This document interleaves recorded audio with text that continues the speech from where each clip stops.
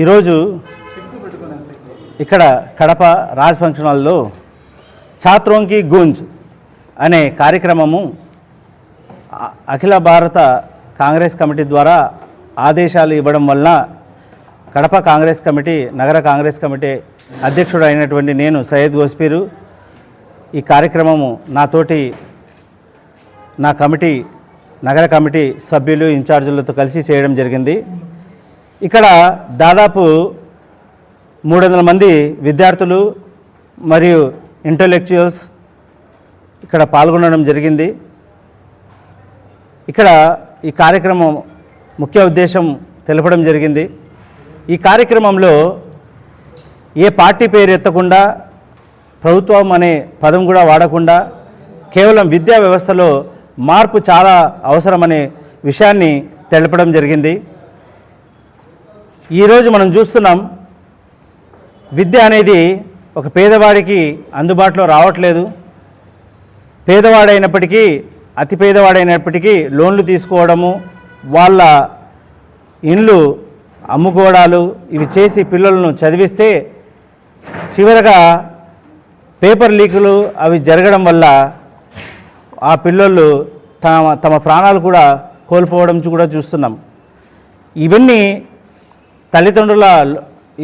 జరుగుతున్నాయంటే దీంట్లో తల్లిదండ్రుల లోపం ఏమీ లేదు, పిల్లల లోపం ఏమీ లేదు.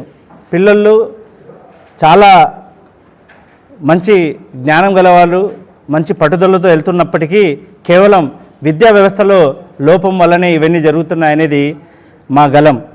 రాహుల్ గాంధీ గారు ఏమంటున్నారంటే, విద్య అనేది ఈ 5 కేటగిరీస్లోనే ఉంది. డాక్టర్, ఇంజనీర్, లాయర్, లేకపోతే యూపీఎస్సీ ఎగ్జామ్ రాయాలా, లేకపోతే ఫోర్సెస్లో వెళ్ళాలా. ఇవి కాకుండా చాలా అవకాశాలు ఉన్నాయి. అన్ని అవకాశాలు పిల్లలకు ఇవ్వాలా. కేవలము ప్రతి 100 మందిలో 20 మంది ఇంజనీర్లకు ఉద్యోగాలు వస్తే మిగతా 80 మంది పరిస్థితి ఏంటి?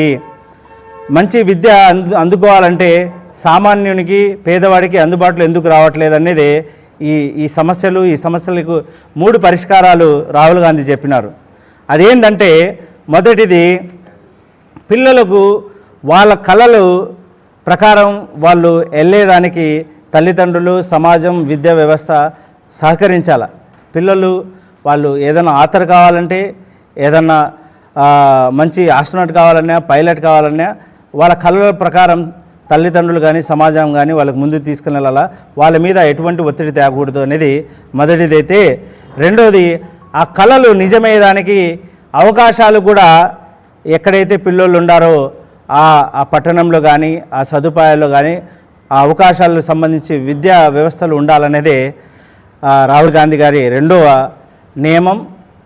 మూడవది ఏంటంటున్నారంటే, ప్రతి పేదవాడి ఇంటికి ఈ అవకాశాలు లభించాలా. కళలు కనడం, కళల ప్రకారం వాళ్ళకు ఆ విద్యను ఆకాంక్షించే విధంగా సదుపాయాలు ప్రతి పేదవారికి, ప్రతి ఇంటికి వెళ్ళాలా.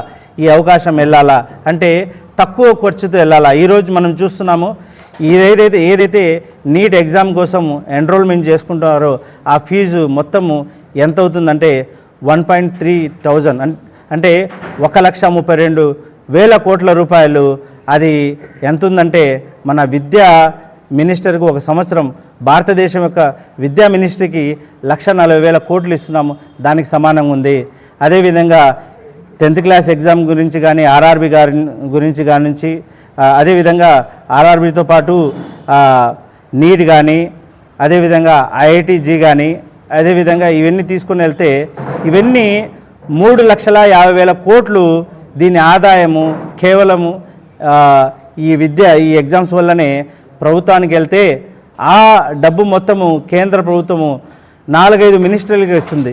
అంత వ్యయం పెట్టి తల్లిదండ్రులు వాళ్ళ పిల్లలను చదివిస్తే చివరకు వాళ్ళకు సరైన అవకాశాలు దొరకట్లేదు. ఈ విద్యా వ్యవస్థలో ఇది చాలా పెద్ద లోపము. దీన్ని సరిదిద్దాలనే ఉద్దేశంతోనే ఈ 3 నియమాలను తీసుకొని రాహుల్ గాంధీ గారు మొత్తం భారతదేశం మొత్తము మమ్మల్ని ఎలమని కార్యకర్తలను ఆదేశించినారు. ఇది పార్టీలకు అతీతంగా, పార్టీ పేర్లు ఎత్తకుండా, ప్రభుత్వానికి దూషించకుండా ఈ కార్యక్రమం చేయడం జరిగింది. దీనికి ఇక్కడ విచ్చేసిన ప్రతి ఒక్కరికి, ఇంటలెక్చువల్స్కు, విద్యార్థులకు, మళ్ళీ టీచర్స్తో పాటు ఇక్కడ వచ్చిన దీనికోసం కష్టపడిన ప్రతి ఒక్కరికి కార్యకర్తకు నేను మరీ ధన్యవాదాలు తెలుపుకుంటున్నాను. జై Hind. Doctor, engineer, lawyer, UPSC లేకపోతే కోర్సెస్ ఎందుకు వేరేది కాదు అని అడిగితే మా ఇంట్లో అది చెప్పినాడు సార్. పిల్లప్పటి నుంచి నాకు అదే చెప్పినాడు. పిల్లప్పటి నుంచి మాకు అదే చెప్పినాడు, నేను డాక్టరే కావాలంట. పిల్లప్పటి నుంచి నాకు చెప్పినాడు, నేను ఇంజనీరే కావాలంట. అందుకే నేను అది అవుతున్నా. సరే అమ్మా, మీ మనసులో ఏముంది చెప్పండి. మీ మనసులో ఏముంది చెప్పండి అంటే మనసు విప్పి మాట్లాడినాను.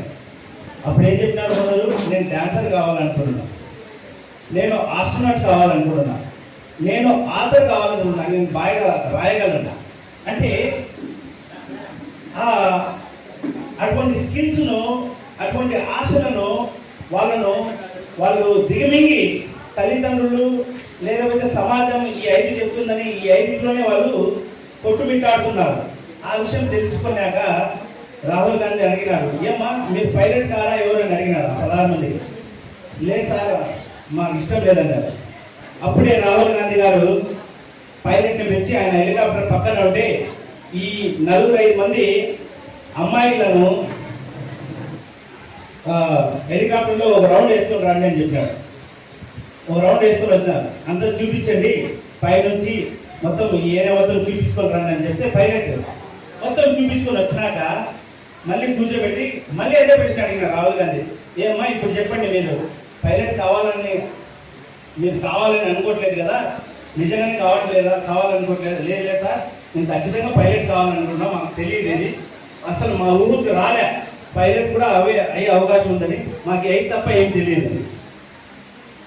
అది అంటే పిల్లలకు మనం ఏం చేస్తున్నాం అంటే పిల్లప్పటి నుంచి వాళ్ళకు ఈ 5 తప్ప వేరే అవకాశాలు చూపించలేదు. ఇది తల్లిదండ్రులు తప్ప కాదు, సమాజం, మన దేశం ఆ 5 తప్ప పిల్లలకు ఏది చూపించట్లేదు. అదే నిజమైన లోపం.